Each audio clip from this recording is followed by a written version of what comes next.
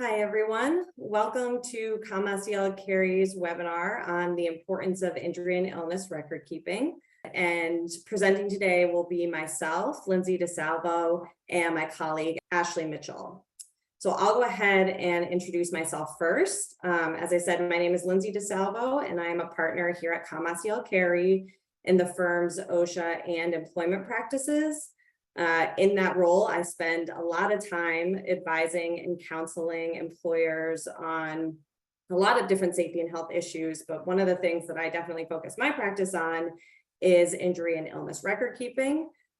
We've also had many enforcement actions that we've assisted clients in this area, as well as in the context of several other standards and requirements under the Occupational Safety and Health Act.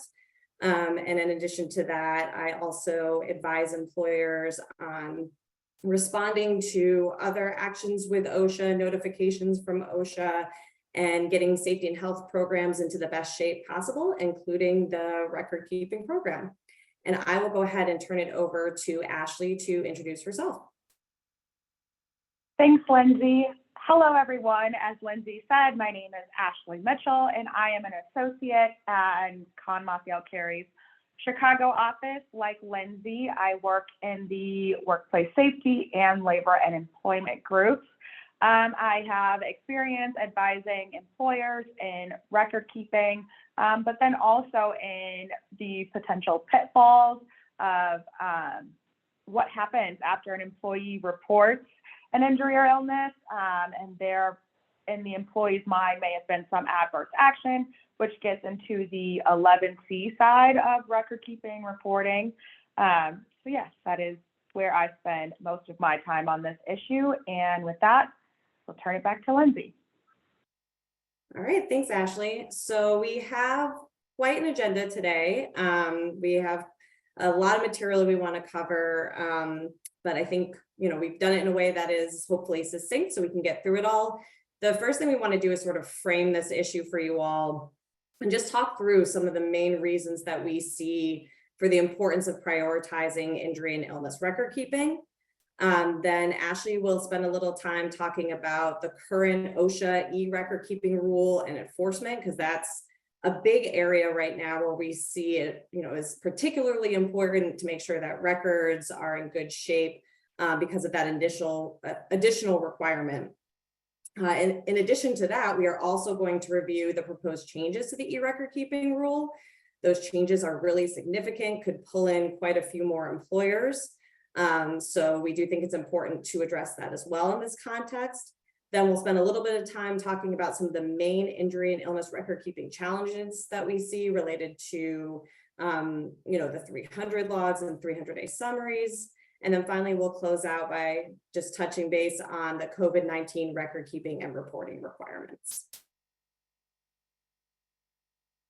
So as I said, we did want to sort of frame this issue and really sort of emphasize the importance of injury and illness record keeping and why we see it as such a significant priority for employers.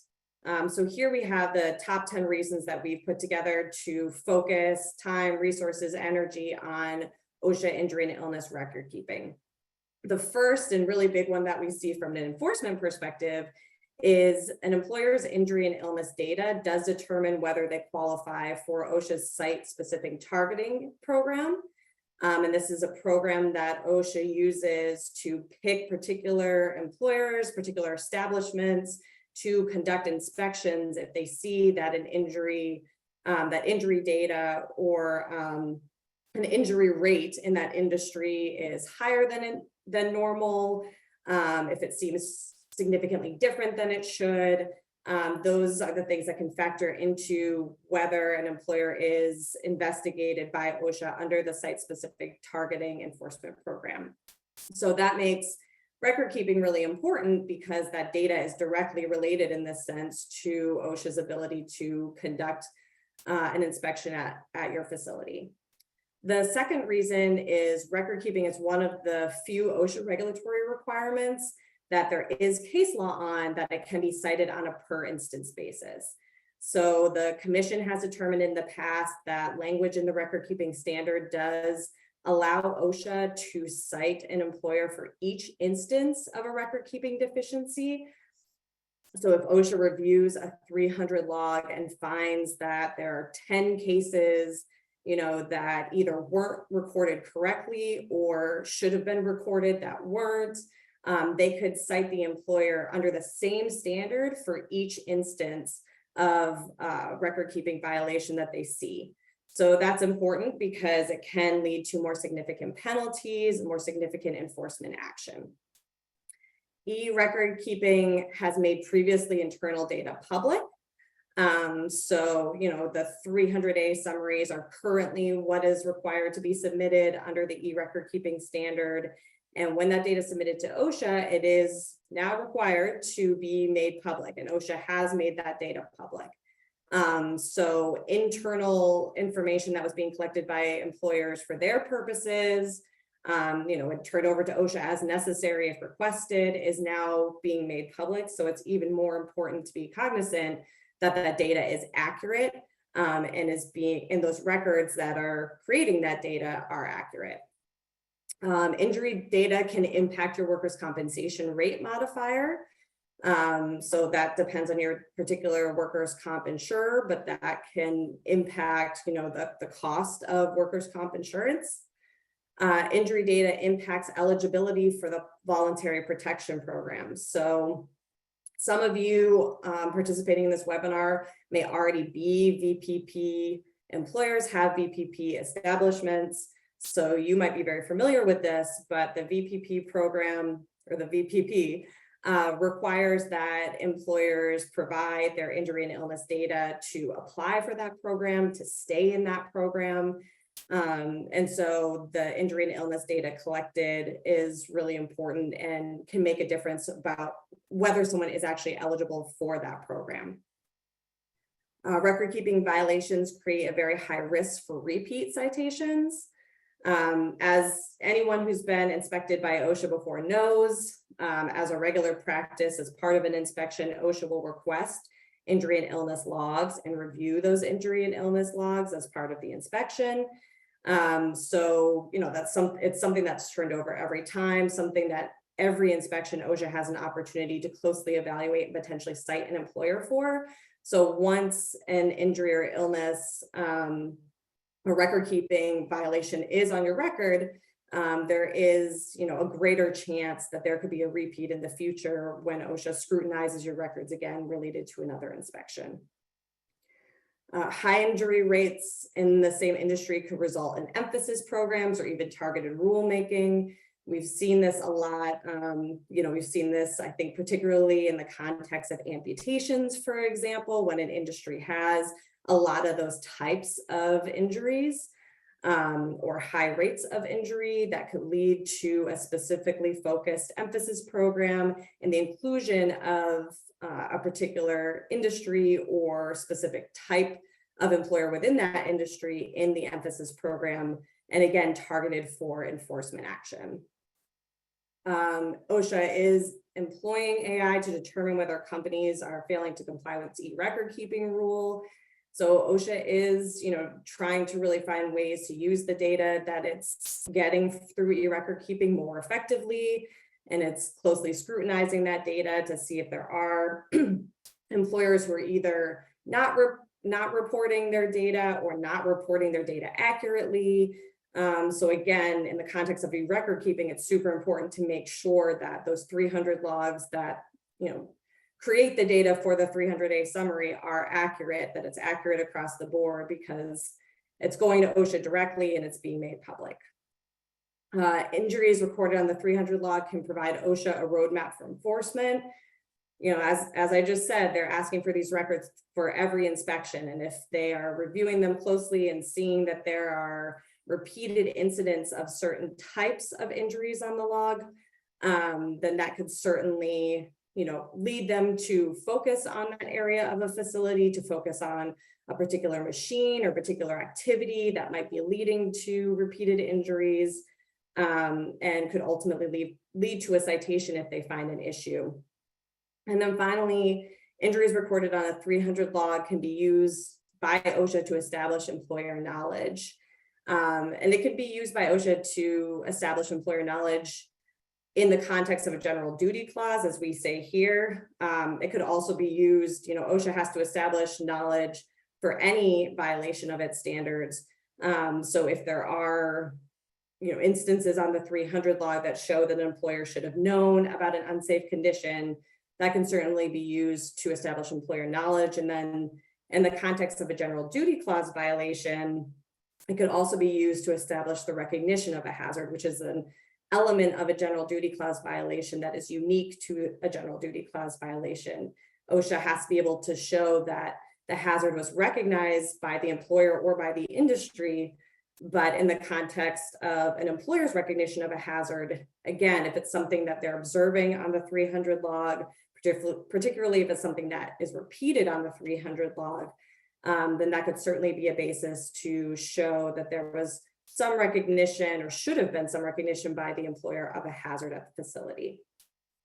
So with that context and the importance of record keeping and why it's important to get it right and significant to get it right, I'm going to turn it over to Ashley to talk more specifically about the e-record keeping rule and its impact. Thanks, Lindsay. So as Lindsay said, first we're going to be taking a look at the current e-record keeping rule and OSHA's enforcement.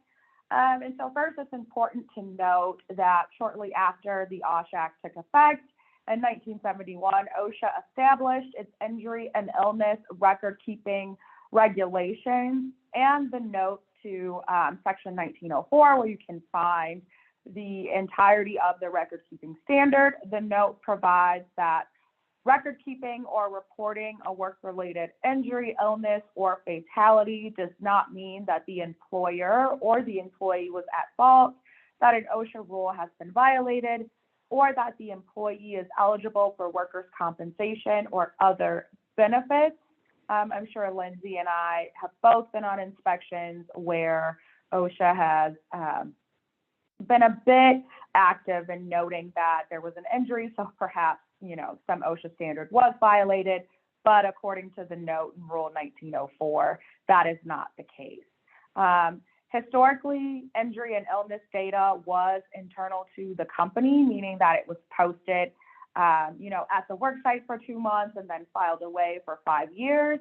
And then it was only required to be shared after there was a request from an employee or the union, from the Bureau of Labor Statistics, which would happen every few years, or OSHA, only at the start of an active enforcement inspection. And this particular piece we will discuss later in this morning or afternoon's webinar. And so OSHA intended for the data to harm employers by discouraging consumers from doing business with them, thwarting any contracting opportunities with customers, providing ammunition to competitors and organized labor for organizing campaigns or at the bargaining table, by scaring off current and prospective employees, eliminating access to business loans, and negatively impacting insurance coverage rates. And so looking a bit ahead, in 2016, under the Obama administration, there was a transition to electronic injury data submission. And under that final rule, workplaces with 250 or more workers were required to annually submit data from their OSHA 300 logs, their 301 incident reports, and their 300A annual summaries.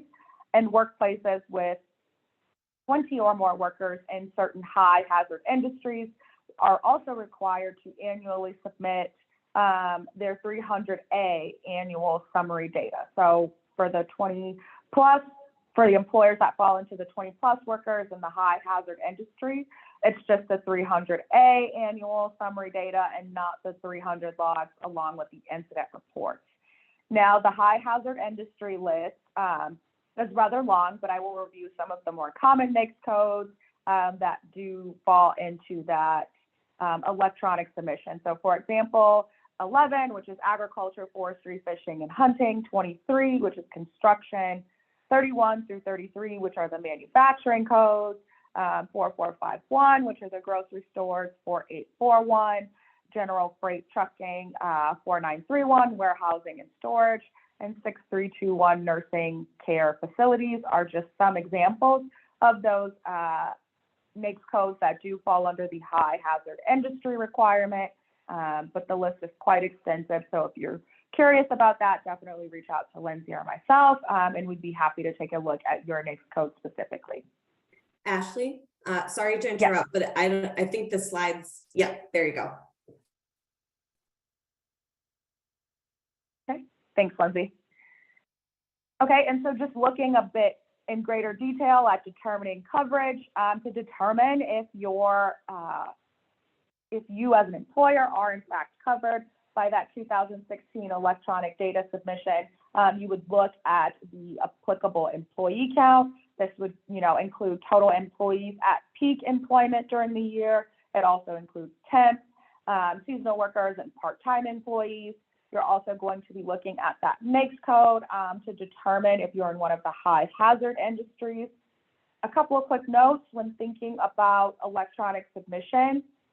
It is important to remember if your facilities are covered by this electronic submission requirement, that for purposes of electronic submission, each site is in fact a separate business entity. And so under the record keeping standard, under 1904-30, you must keep a separate OSHA 300 log for each establishment that is expected to be in operation for 1 year or longer. And then remembering that for all of the establishments that will exist for less than 1 year, there's still that requirement to maintain the injury and illness record, but instead of maintaining separate logs, you may keep them on one OSHA 300 log that covers all of the short-term establishments. And again, as a general rule, this tracks the same way you would handle the OSHA 300 log, where employers and man hours are tracked too. But again, I know this is a very detailed determination and very fact specific. So if there are specific questions, I am sure that Lindsay or myself would be happy to answer those after the webinar.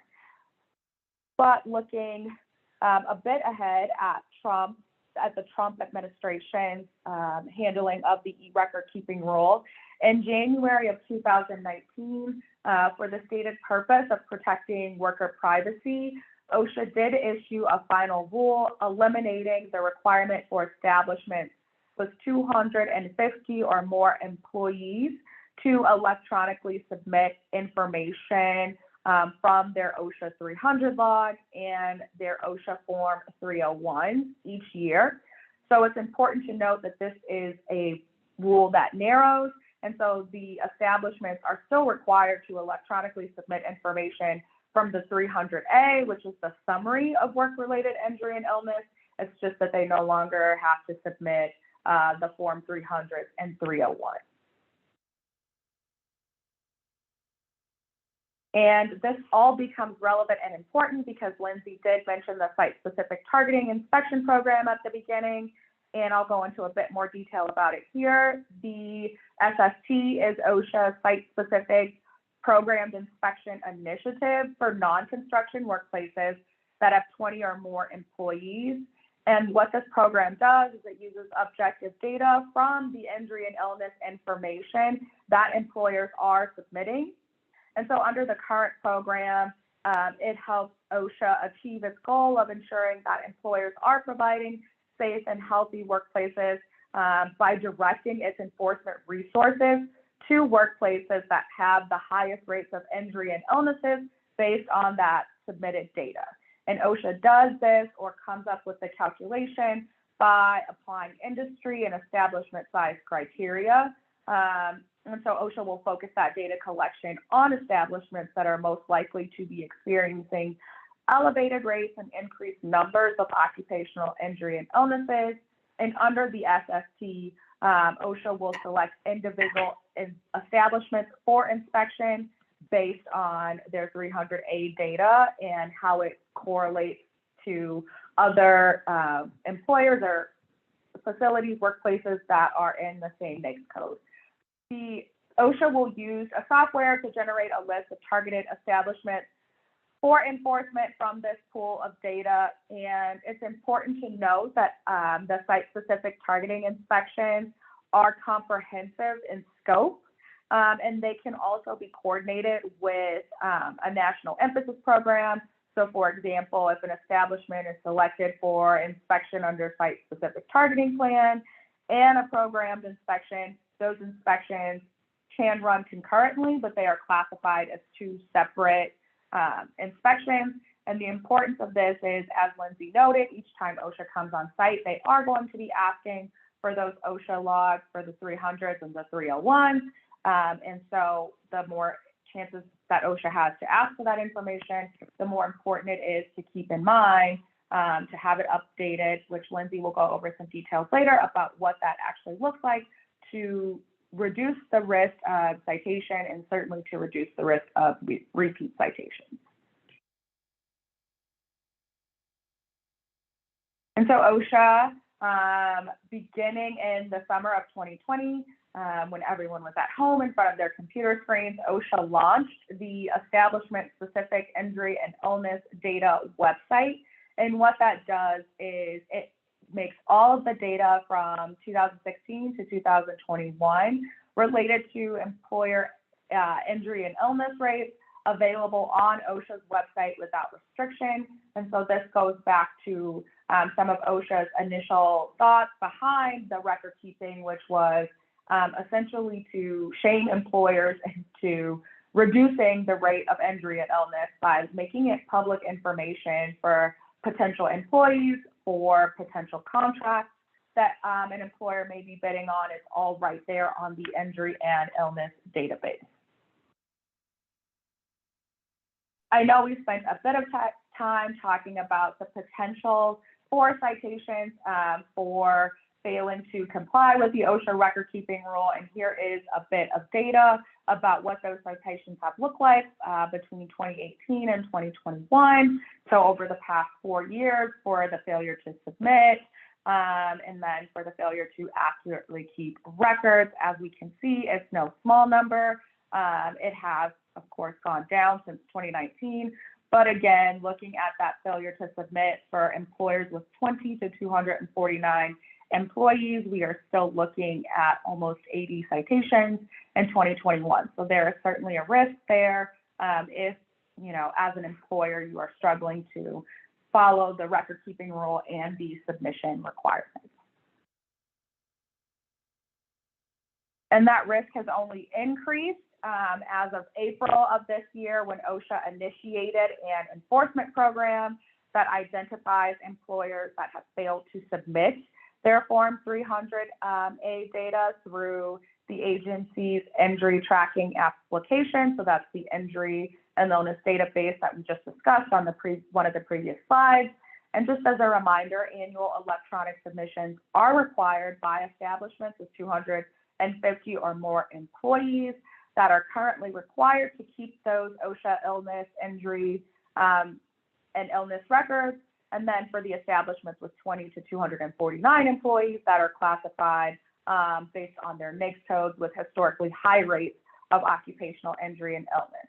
And so the way it works is that this new e-record keeping enforcement program matches newly opened inspections against a list of potential non-responders to OSHA's collection of Form 300A data through that ITA.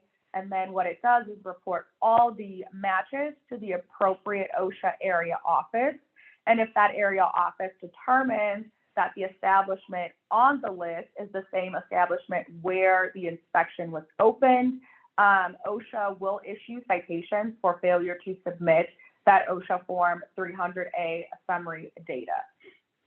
And in its press release, OSHA noted, quote, that it believes that it is vital for the public to have access to illness and injury information that employers may provide in their annual submission.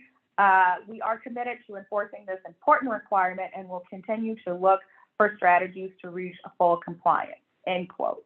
And so in practice, the way this looks is OSHA may open an inspection and after OSHA opens that inspection, it is possible that there is a glitch in the system if you have in fact submitted your electronic record keeping form. But if it is the case that you have not in fact submitted your e-record keeping forms, that is an easy citation for OSHA to issue. And so now looking ahead, there are some proposed changes to the e-record keeping rule. Those began around March of this year. And OSHA published a proposed rule to improve the tracking of workplace injuries and illnesses that would require establishments with 20 or more employees in certain high hazard industries to continue to electronically submit their Form 300A and annual summary information. It would eliminate the current requirement for all workplaces with 250 or more employees to submit 300A data, and then for establishments with 100 or more employees in the highest hazard industries to submit Form 300 and then their 301 incident reports information. These establishments, the 100 or more employees in the high hazard industries, would continue to be required to electronically submit information from their 300A annual summary. And so in addition, under the proposal, establishments with 200 or 50 more employees, again, not required, would no longer be required to electronically submit record keeping information to OSHA. The proposal, as written as published, was based on OSHA's preliminary determination that the electronic submission of establishment-specific and case-specific information from the Form 300 and 301 will improve workplace safety and health by, first and foremost, allowing OSHA to use its resources more effectively, because it will better enable the agency to identify workplaces where workers are at the greatest risk from specific hazards, and therefore enabling OSHA to target its compliance assistance and enforcement efforts accordingly. Secondly, it will improve the ability of employers to compare their own injury and illness data on hazards with the data from similar establishments in the same industry. Third, there's an expectation that it will improve the ability of stakeholders to make more informed decisions using recent establishment-specific, case-specific injury and illness information. And then fourth, improving research generally on occupational safety and health. It is important to note that the comment period for this expanded e-record keeping has closed, but I will leave it to Lindsay to go into greater detail about the actual rulemaking. Just wanted to highlight the particular employers and NAICS codes that might be affected by this e-record keeping proposed rule. So looking here again at the 20 plus employees in the industry, and then 100 plus employees in the industry.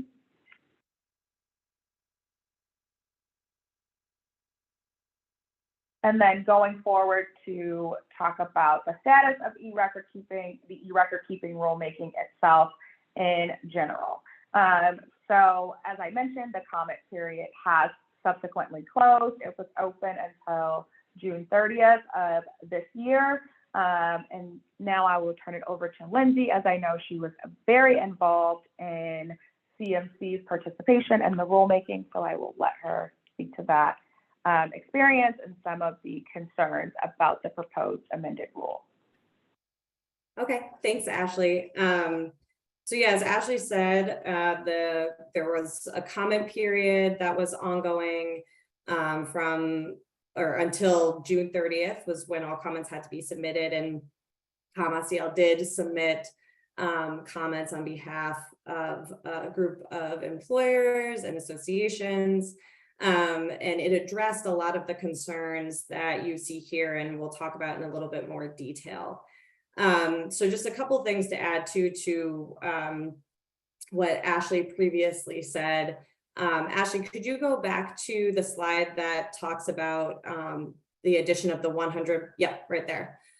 So just to emphasize, the changes that are proposed for the new e-record keeping rule would bring in a lot more employers than are already included in the rule. So you have, still the 20 or more employees in higher hazard industries. And again, just to emphasize, the numbers that are provided, the 20 plus, 250 plus, those are all establishment specific. So an employer would have to look at each of its establishments and determine whether they have 20 or more employees and fall into one of the high hazard industries, or under the current rule, whether there are 250 or more employees at that specific establishment to determine if data has to be submitted for that establishment. But under the new rule, although OSHA is proposing to get rid of the 250 plus requirement and submission related to all establishments with 250 or more employees, by replacing it with the establishments with 100 or more employees in a newly specified set of high hazard industries, they are definitely increasing the number of employers that will be impacted by this. And related to that change to 100 or more employees in certain high hazard industries, they have to submit then all forms of data if this new rule is actually implemented. So that means the 300-day summaries that are already required, as well as 300 logs and 301 incident reports. And just to get a good idea of what this means, Ashley, if you could go back to move forward 2 slides to 19. The 100, yeah. So, I mean, you can tell just by looking at this list, the significant expansion of the e-record keeping rule should these proposed changes go into effect. Now, again, this is at a proposal stage, and OSHA has to consider the comments that were submitted by industry and by interested parties. But if it does go into effect as currently written, then it would significantly expand the amount of employers and industries that are impacted by e-record keeping and would then be required to submit certain data. So the next slide. So with all of that in mind, just to kind of go through some of the major concerns that we see and that we highlighted in our comments. The first one we've already talked about, that there will be thousands more establishments to be covered. And I think that kind of goes hand in hand with a few bullet points down where we have OSHA has no ability to make meaningful use of this volume of data. So, we've seen already that although the data being submitted is much lower than OSHA had originally projected when it first passed or promulgated the e-record keeping standard, it's still significant, and it requires a lot of time and resources to parse through all that data. And this rule, by expanding the requirement to thousands more establishments, would mean that much more data that is going to OSHA. And we just don't really see how OSHA is going to be able to really use that data for any meaningful purpose, whether it be enforcement or otherwise. So those are sort of two of the concerns that we have that kind of go hand in hand with one another. Another, I think really important concern related to the potential expansion of the e-record keeping rule and the types of data that would need to be submitted is that there is going to be more personally invasive data that's submitted. The 300 logs and the 301 incident reports include data that gets very specific to the individual employee and the type of injury that he or she sustained. And I think, the 301 report would be limited in certain ways, the data that needs to be submitted. And OSHA has said that it is going to have technology in place that scrubs personally identifying data, or, that certain aspects of these records might not need to be submitted. But, any level of injury specific data could certainly lead to the ability to identify someone, even if their job title isn't provided. So I think, that is a really important consideration as well. And, we've yet to see what specific technology would effectively scrub any personally identifying data that might be put out there if this information on the 300 log and 301 incident report is collected, and then, if it's ultimately published, which under the current rule and under the proposed rule would be the case. And that also leads into another concern related to privacy and individuals having their confidential medical information out there. Some people may not want, anyone else knowing about the type of injury that they sustained or the result of that injury.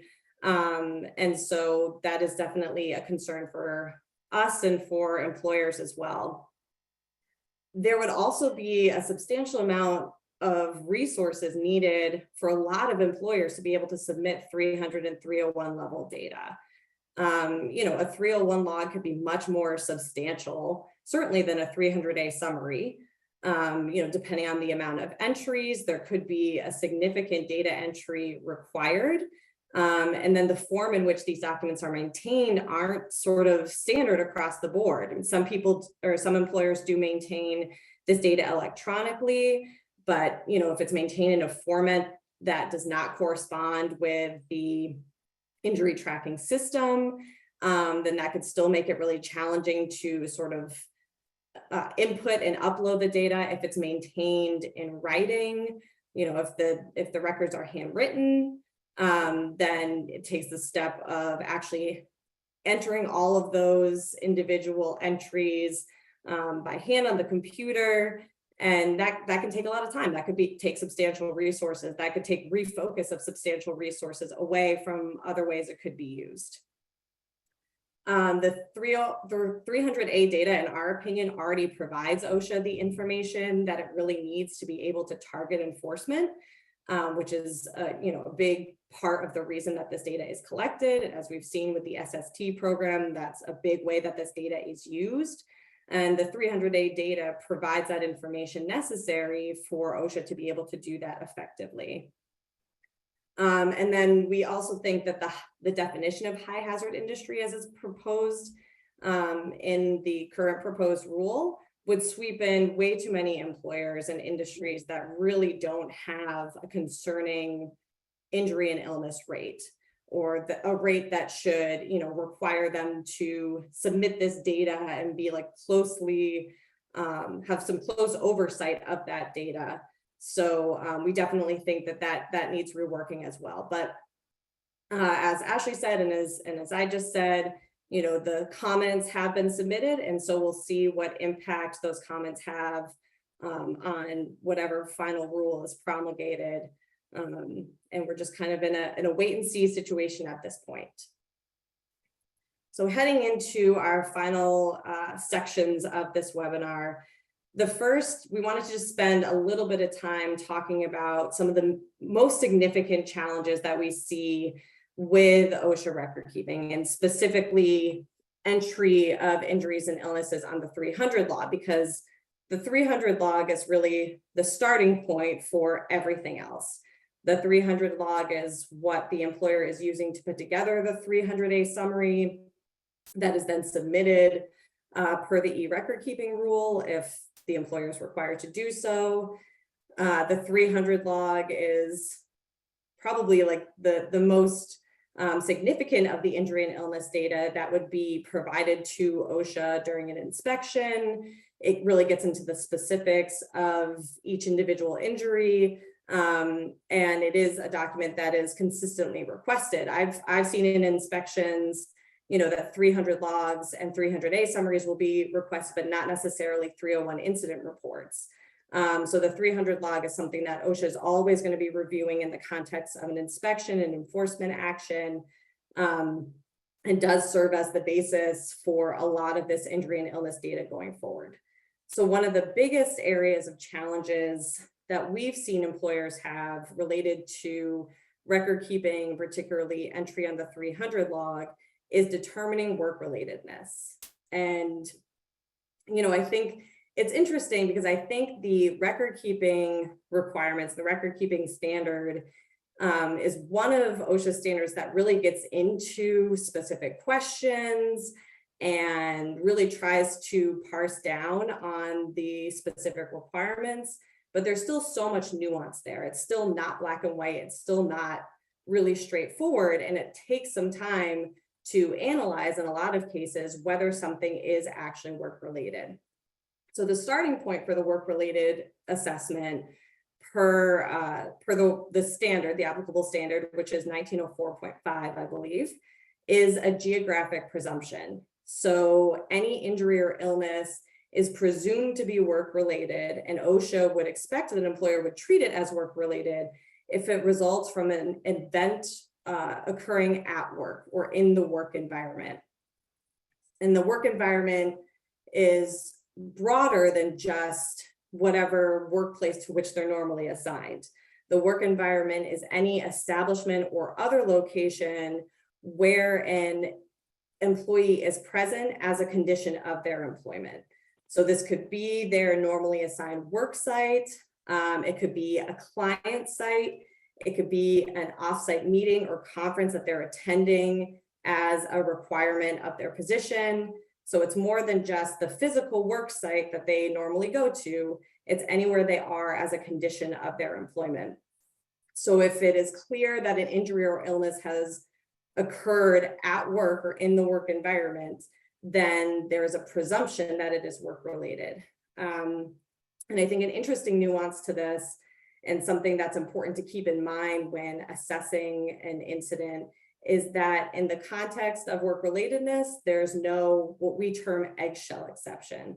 So an employer has to take the employee as they are, even if they have an underlying condition that might make them more prone to serious injury, and any other employee that the same thing happened that would not have been a significant or serious injury. That doesn't matter. It's all about just what the outcome is. I often use the example, if you have an employee who has a condition that causes their bones to be particularly brittle, and they're just walking down the hallway at their office, they trip and fall and break their ankle.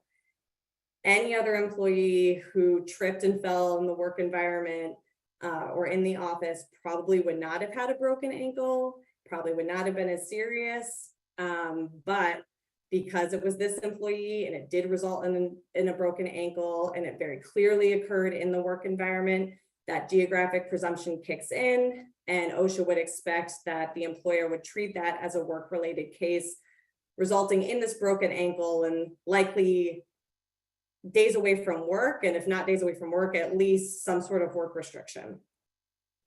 Next slide. So there are a lot of cases, and I think we've seen this in the context of COVID-19 specifically, and I'll talk a little bit about that when we get there. But there's a lot of cases where it's not clear that an event or exposure in the work environment actually led to the injury or illness. We see this a lot in the context of repetitive motion injuries or conditions. If you have an employee who is bending down and picking heavy objects up every single day, all throughout the day, and all of a sudden, they have some pretty serious back issue that requires surgery or requires physical therapy, it's really hard to determine, was the work environment the cause of this? It seems like it could be, but maybe they are also at home, picking up their kids all the time, doing a lot of work at home. In the context of like a hearing loss, or they could be in a band or something like that, where they're outside the work environment, and that is also either contributing or fully causing the condition, and it's unclear. And so you kind of have to do a broader assessment of all of the factors that would go into this injury. So if there is no geographic presumption, if it's not clear that an injury or illness occurred in the work environment, then an employer has to determine whether an event or exposure in the work environment either caused, contributed to, or significantly aggravated the condition, and that would be a more likely than not analysis. So is it more likely than not that the employee's job tasks, what they're expected to do on a day-to-day basis, caused or contributed to the injury or significantly aggravated what they already had as a pre-existing condition. And what an employer is going to look at to make that assessment is the individual's job duties as well as the specific work environment. So those are going to be sort of the main things that an employer looks at. In addition to that, an employer would also probably want to dig into, is there anything outside the work environment that could have caused or contributed to this injury? And I already sort of gave some examples of that, but that is helpful if an employer is really sort of feeling like something is not work related, then it is particularly useful to be able to dig in a little bit on what outside of work could have potentially led to this injury as well. And then sort of weigh all that together and deciding if the incident would meet the more likely than not bar where there is no geographic presumption. It is important, I think, sorry, just one last point here, just the last bullet, I do want to emphasize this because I think that, this is where a lot of questions come up in the context of work relatedness. The work environment or the employee's job duties only have to be a cause or contributing factor. They don't have to be the sole cause or contributing factor. So like in the first example I gave, where you have an employee who might be doing a lot of things outside the work environment that cause lower back issues, but then are also sort of lifting and moving things every day, then there is a possibility that the work environment is a cause, even though the non-work related things that the employee is doing is probably also a cause. So I think, you just want to make sure there is a distinction there. It does not have to be the sole cause of the injury or illness. Next slide. So one of the other, I think, big challenges is, and this kind of goes back to the work-related assessment, but just taking the time to carefully evaluate and determine whether a case is recordable. Under the record keeping standard, an employer technically has 7 days from learning of a potentially recordable injury or illness to make this assessment and determine whether to include the injury or illness on the 300 log.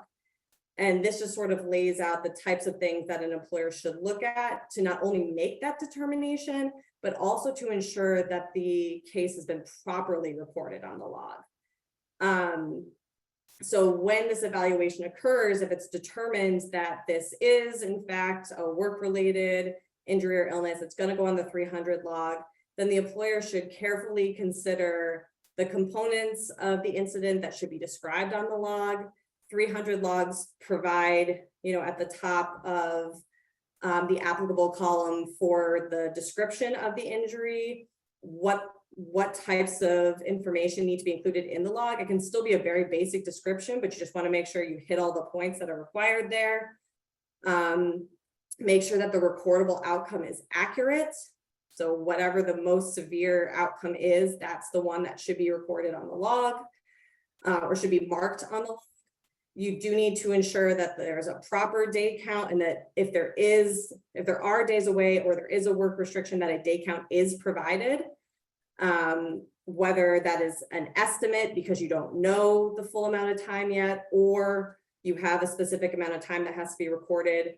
If there are days away or there is a work restriction, then the day count needs to be included. And then finally, the last section of the 300 log is proper characterization as an injury or illness, and just checking off the correct box there. But this careful evaluation should be made when the original record is done. And then, if there's any review of it thereafter or need to update it thereafter, just making sure that everything is clear and accurate for each entry. Next slide. And then the last, I think, major topic that we wanted to address in the context of record keeping challenges is timely entering an injury or illness on the log and then timely updating the 300 logs. Ashley previously mentioned that, that you have to maintain these records for 5 years. And during that retention period, any 300 logs need to be updated if new information about an injury is obtained. And technically, anytime that you either initially record an injury or illness, or have to update an injury or illness instance that's already included on the log, then that needs to be done within 7 days of learning that information. And updating the log can require any number of things. But I think what we see most often is, if for instance, the injury resulted in days away, there was a day count included on the log when the injury was initially recorded. That day count has increased either because the employee needed additional treatment or surgery, or whatever the case might be, but then that day count was never updated. So it's really important, if the day count changes, to make that revision on the log. If the most severe outcome changes, if initially an injury just resulted in a restriction, but then again, some higher level of treatment was needed, so the employee was given days away, or the injury was really bothering them, so the employee was given days away. If the injury outcome changes from restriction to days away, the most severe outcome, days away, should be shown on the log, and any days associated with that would also need to be entered. So just making sure that it's initially recorded within that 7-day period, and then as new information comes in, if new information comes in, it's updated to the best of your ability within that 7-day period. And then finally, even if you get information beyond that initial 7-day period, that could change your analysis of the original injury or illness. If the information that you later get indicates that it is actually work-related, then it should go on the log at that point. If you get some follow-up information that it's not work-related, that something occurred outside the work environment that actually was the cause for this injury or illness, then you could take it off the log. I think that's an important point, just because something goes on there. If you do determine, if you get new information that indicates that it shouldn't have been recorded for some reason, it can either be lined out or deleted from the log. I think I saw a question just come in really quickly about the 180 days on the OSHA 300 log. When you record an injury or illness that results in days away or work restriction, the cap for the amount of days that you need to put on the 300 log is 180. So if an injury or illness just results in days away, the most days you'd have to put on the log is 180, even if the employee is out for longer than 180. If it results in solely in a work restriction, the most days you have to put on the log is 180, even if the work restriction goes beyond that time. And then if you have an injury that results in both days away and work restriction, then the total amount of days between the two for that single injury or illness only has to be 180. All right, next slide. So finally, evaluating cases of COVID-19, we did want to address this. I know that we've talked about this in some webinars in the past, and I'm sure that a lot of you are pretty aware of the requirements for COVID-19 record keeping at this point, but this is a continuing source of elevated injury and illness data.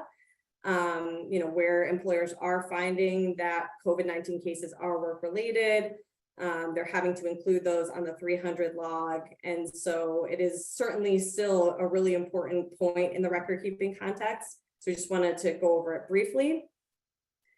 Unfortunately, even though the geographic presumption, as defined by OSHA and its standards, does have many exceptions to the geographic presumption and to work relatedness, including an exception for someone who has the cold or flu.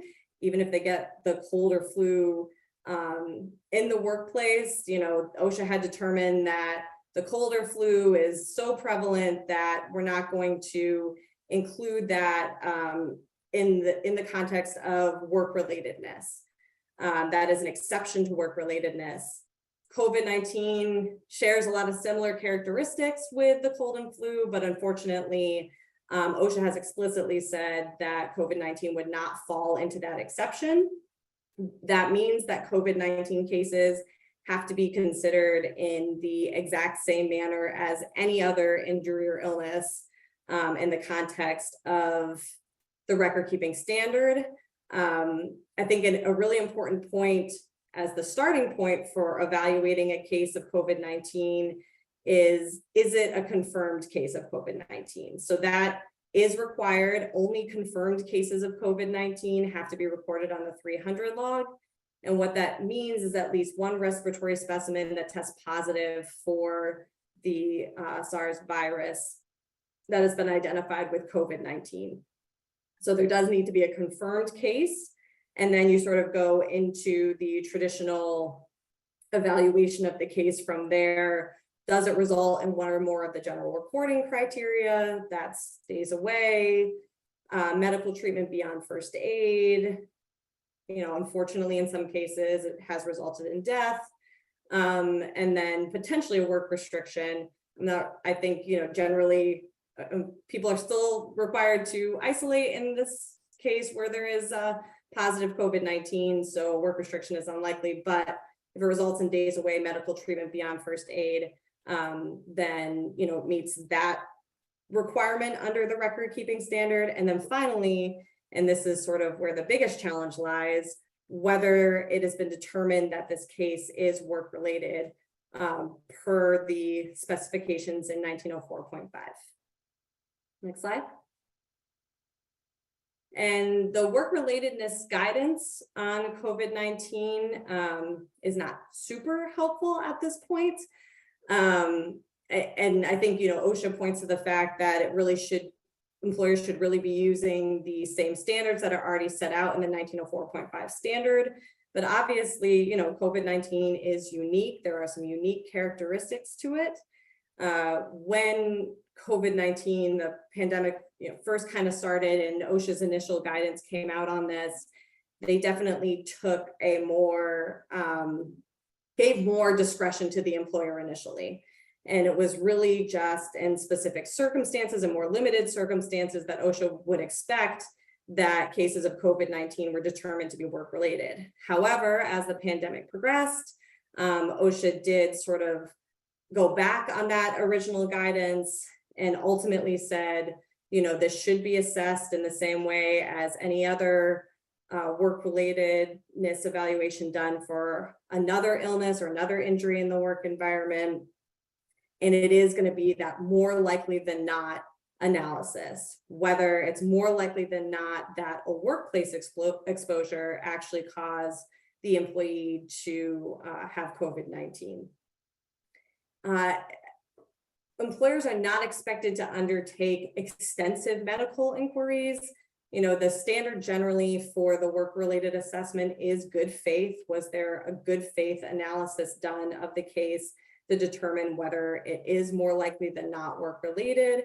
What we've determined in our opinion is that it will be sufficient in most cases for employers to ask the employee how the individual thinks they contracted COVID-19, discuss with the employee both work and non-work activities that may have led to the illness or led to a potential exposure to COVID-19, and then to review the employee's environment for potential exposures. If the employer is aware that there was someone in the work environment who had COVID-19 and they have evidence or have knowledge that that individual interacted with the person who is now tested positive for COVID-19, then that's going to weigh in favor of the more likely than not that there was a workplace exposure that caused the illness. OSHA has also pointed to employees who have a lot of interaction with the public. That's another factor that's going to sort of weigh in favor of more likely than not that a workplace exposure caused it. If there is, information from the individual employee that they went to a big concert, in a closed-in setting where no one was wearing masks and there was no ventilation, they're surrounded by tons of people, particularly if they are aware of any of their other friends who they were with or anything contracting COVID-19, then that is going to weigh against it. That's going to sort of weigh in favor of it being more likely than not that it's not work related.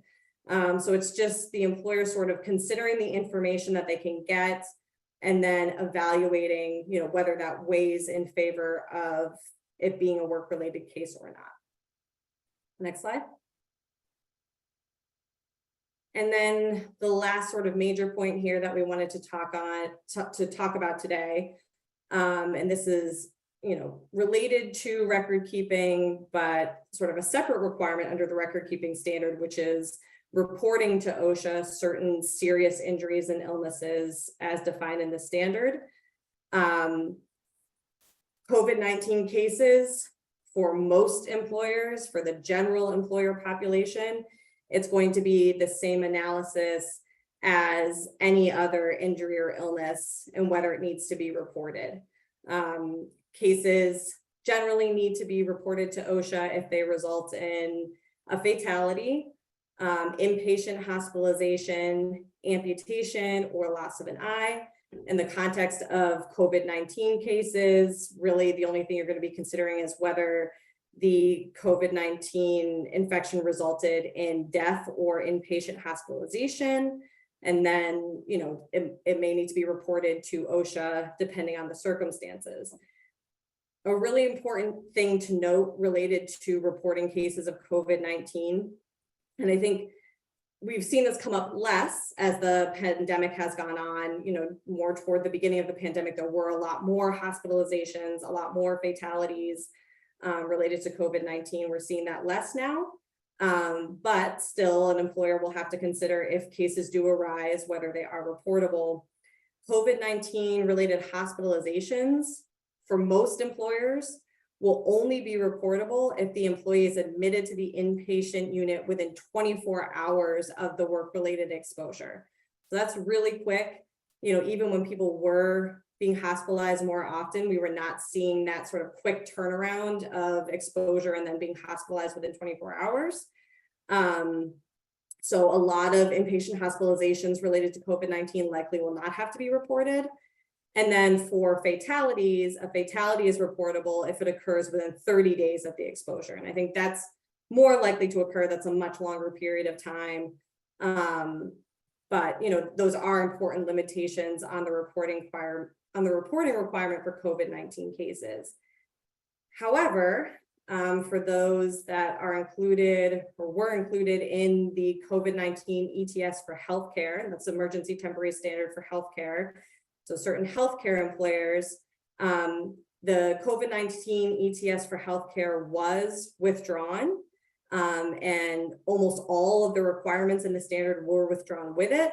However, OSHA did keep the record keeping and reporting provisions related to COVID-19 for those in the healthcare industry that were covered by the COVID-19 ETS for healthcare. So we'll just touch on those on the next slide. So under the still applicable provisions of the COVID-19 ETS for healthcare, those that would be covered by the ETS for healthcare would have to report all work-related COVID-19 fatalities within 8 hours of learning of them. And then they would have to report all work-related inpatient hospitalizations within 24 hours of learning of them. So it takes away those limitations that I just talked about that are applicable to most employers in the country. But those that were covered by the healthcare ETS still have to report all work-related COVID-19 fatalities and all work-related COVID-19 inpatient hospitalizations, even if those hospitalizations occur outside of that 24-hour period from exposure. And if an employer reports a COVID-19 hospitalization to OSHA and the employee does eventually die from the COVID-19 that they have, there's no need to make a second report. And that's actually a general standard for all potentially reportable cases. If a report has already been made to OSHA related to an inpatient hospitalization or an amputation if the employee were to later pass away. Another report does not have to be made to OSHA. This is also the case if you have already reported an inpatient hospitalization to OSHA that ultimately results in an amputation. A second report doesn't have to be made. So overarching point here, a second report related to a reportable outcome does not need to be made to OSHA, whether in the context of COVID-19 or otherwise. And that's actually per a letter of interpretation that my firm did pursue with OSHA. So that's out there for you all to check out and would have access to through the OSHA.gov site. So I think that is it for our content today. Here is a list of the upcoming webinars that we have. We have 3 more this year, so we definitely invite you to attend those. And then we also have a lot of guidance and a lot of information available on our blogs. Those are all listed, on the next slide. So we have the OSHA defense report that gives a lot of insight on safety and health, as well as our employer defense report, CalOSHA defense report, and MSHA defense report. So all great resources that you guys can access. And then the other thing that I wanted to mention in the context of this particular topic, CalMass Carey does have a lot of available resources for employers in the context of record keeping and reporting. We have a comprehensive training that we do that also has some documents with it that are super helpful and can be used by employees or by employers. So, if you have any interest in training, accessing that training program, definitely feel free to reach out to me or Ashley. Our contact information is included in the slides. So there's our contact information. Definitely feel free to reach out to us. I think we have a couple minutes for questions. And then, we are certainly happy to follow up if we are not able to get to your question. So I think there's probably quite a bit here.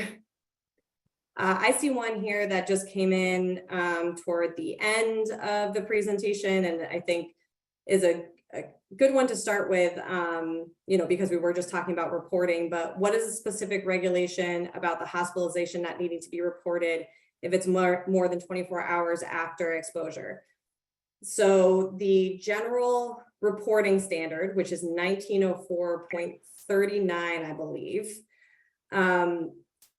says that an inpatient hospitalization, amputation, or loss of an eye must only be reported to OSHA if they occur within 24 hours of the work-related incident. So this is a general requirement. It's not specific to COVID-19, but would apply similarly for most employers. Like I said, obviously those covered by the healthcare standard, this doesn't apply, but for all other employers, it would apply to COVID-19 in the same way that it would apply to any other serious injury or illness. They all, inpatient hospitalization, amputation, and loss of an eye, all have to occur within 24 hours of the work-related incident to be reportable to OSHA. And that's also true for any death that occurs because of a work-related incident. Any death that occurs within 30 days of the work-related incident has to be reported to OSHA. If the death occurs outside of that 30-day window, then it does not need to be reported to OSHA. And that's specifically from the serious injury and illness reporting part of the record-keeping standard. Ashley, did you have a question that we could respond to? Yes, so there is one about submission of the 300s and the 301s to a state plan. So for example, if you are submitting in this instance to Vermont OSHA, does that also satisfy the e-record keeping rule for Fed OSHA? For e-record keeping, I believe that it is generally all the same site. It's all, it's done through the federal site provided by federal OSHA, or it's done by the site provided by federal OSHA. I shouldn't call it the federal site. federal OSHA provides the site through which employers upload their data. And I think that that is generally what state plans use as well. I'm not sure specifically about Vermont, but I believe that that's generally the system that state plans also have employers use to upload their injury and illness data. There is one other one about keeping OSHA 300 forms. It says, so do I need to start the OSHA 300 forms at the beginning of the year? Currently, I keep records, but haven't started the 300 till the end of the year, to which I believe the answer to that is yes. The 300 log should be kept contemporaneously with the injury as it occurs. And Lindsay mentioned earlier in the presentation, you have up to 7 days about learning about a recordable injury to update your 300 logs, but yes, it must be kept contemporaneously with the recordable injury or illness and updated as required. Yeah, I think that's absolutely right, Ashley. You know, if you have had a year where you haven't had any injury or illnesses yet, then, you know, there's nothing to be including on the log, and there's, you know, not a reason to be updating the 300 log. But like Ashley said, if there is an injury or illness that occurs, the 300 log should be kept contemporaneously with that. And that's important too, because, you know, if OSHA comes to the site and does an inspection, they're going to ask for these documents most likely. I have never had an experience where they haven't during an inspection. And you want to make sure that you can just turn over the log to OSHA when it's requested. The record keeping standard requires that injury and illness logs requested by OSHA be made available to OSHA within 4 hours of the request. Sometimes OSHA, the compliance officer might tell you, you know, just get them to me when you get me all of this other information I requested. And, you know, if they say that to you, I would make sure to get that in writing if you can. But in that case, you can certainly work with them on getting them that data. But otherwise, it is required in the record keeping standard that the injury and illness logs be provided within 4 hours of the request. So you want to make sure that they are correct and up to date. And that's why, you know, that's another good reason, going back to the slide on, you know, making sure that you are reviewing and updating your logs and making any updates to the log within 7 days of getting new information that would impact a recorded injury or illness, that you're doing so in that timely fashion so that they're accurate and up to date in case they're requested.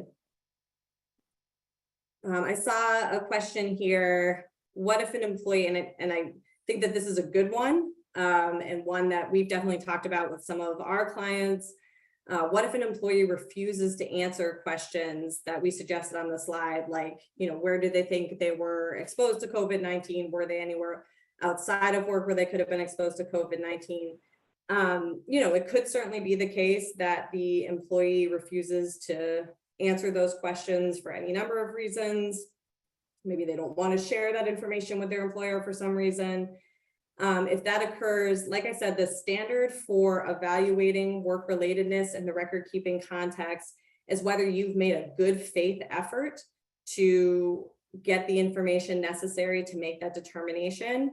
So if you have talked to your employee and they are refusing to give you any of the information you need to make that determination, then as the employer, you should evaluate the information you do have. You know, employers can usually have a better context for what occurred in the work environment. And so evaluating any information related to what might have occurred in the work environment, any potential exposure in the work environment, use the information that you do have at your disposal and make a work-related determination based on that.